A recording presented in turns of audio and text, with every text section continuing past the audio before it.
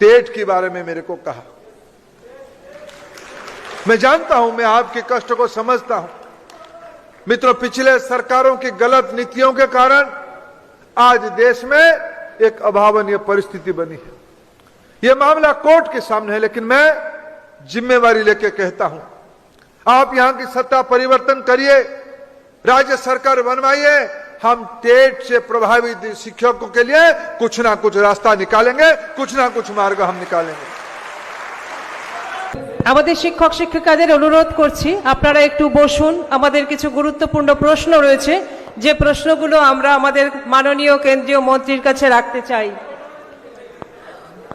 With due respect, I would like to request you, sir, we have some questions regarding education.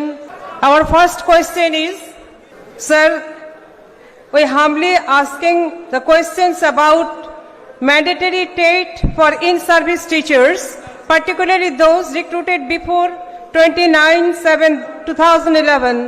Is there any ordinance will be issued like PTTI resolution case of 2010 for safeguard of their careers? आप पहले answer दे चुके हैं इसका, फिर भी TET वाला ना, TET mandatory TET के लिए सर कोई ऑर्डिनेंस अगर इशू होता है तो हमारा ये बंगाल का कुछ टीचर्स रास्ता निकालेंगे। टेट के बारे में कुछ ना कुछ रास्ता निकालेंगे।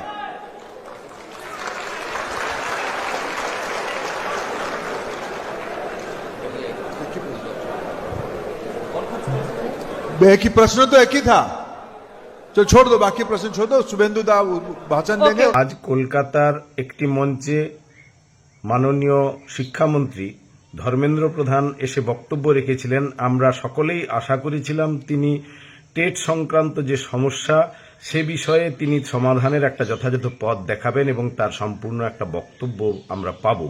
কিন্তু অদ্ভুতভাবে আমরা লক্ষ্য করলাম সেখানে এই টেট সম্পর্কে তিনি বেশি বাক্য ব্যয় করেননি। ছোট্ট একটি বক্তব্যের মধ্য দিয়ে তিনি বললেন যে পশ্চিমবঙ্গের সরকার বদল হোক, তিনি ব্যাপারটা দেখে নেবেন।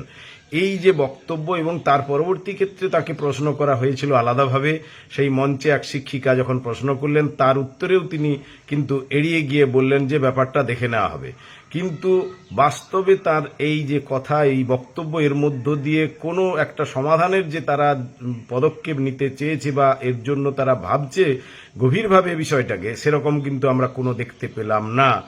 এই রকম একটা পরিস্থিতিতে যে কেন্দ্রীয় সরকার তাদের উদ্ভূত তাদেরই এই কৃতকর্মের ফলেই তো আজকে এই সংকট।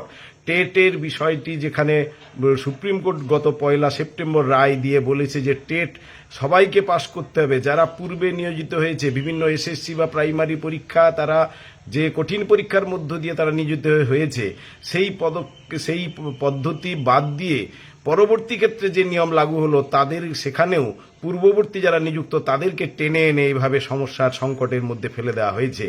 এর বিরুদ্ধে আমরা চেয়েছিলাম নিশ্চয়ই এই কেন্দ্রীয় সরকার একটা পদক্ষেপ গ্রহণ করবেন এবং তাদের স্পষ্ট বক্তব্য আমরা চাই। এ ব্যাপারে বহুবার আমরা চিঠি দিয়েছি তাদের কাছে, কি আজকে আমরা আশা করেছিলাম ধর্মেন্দ্র প্রধান তিনি কিন্তু স্পষ্ট বক্তব্য রেখে এ ব্যাপারে তাদের করণীয় কি ইত্যাদি সেগুলো তুলে ধরবেন।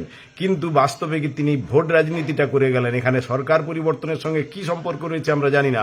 পশ্চিমবঙ্গের সরকার বদল হলে এটা তো পশ্চিমবঙ্গের সমস্যা নয়, সর্বভারতীয় ক্ষেত্রে লক্ষ লক্ষ শিক্ষক আজকে সংকটে রয়েছেন এই চাকরি রক্ষার বিষয়কে নিয়ে। তাহলে তাকে সমাধান করতে গেলে সার্বিকভাবেই তাকে এই দায়িত্ব নিতে হবে, কিন্তু তা না করে পশ্চিমবঙ্গের সরকার বদল হলে তিনি নাকি ব্যাপারটা দেখে নেবেন।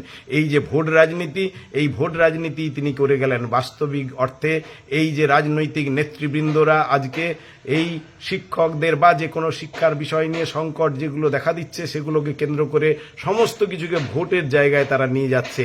এ জায়গা থেকে আমি সকল শিক্ষক সমাজ এবং শিক্ষানুরাগী সমাজের কাছে আহ্বান জানাবো যে এই সরকারগুলো তারা বিভিন্ন ধরনের পদক্ষেপ নিচ্ছে এবং যে শিক্ষার যে সংকটে আজকে বেসরকারীকরণের জায়গায় নিয়ে যাচ্ছে, শিক্ষকদেরকে কালিমালিপ্ত করার মধ্য দিয়ে সামগ্রিকভাবে শিক্ষকদেরকে একটা কাঠগড়ায় দাঁড় করানো হচ্ছে এবং বেসরকারীকরণের জায়গায় নিয়ে যাওয়া হচ্ছে, তার বিরুদ্ধে সর্বভারতীয় স্তরে এবং এই রাজ্যে সকল শিক্ষক সমাজ, শিক্ষানুরাগী সমাজ এগিয়ে আসুন। এছাড়া কিন্তু উপায় নেই। পরিষ্কার আপনারা বুঝতে পারছেন আজকের এই বক্তব্যের মধ্য দিয়ে, এবং এই তার ভিডিও বক্তব্যটা ভালো করে শুনুন, তার মধ্য দিয়েই আপনারা উপলব্ধি করতে পারবেন।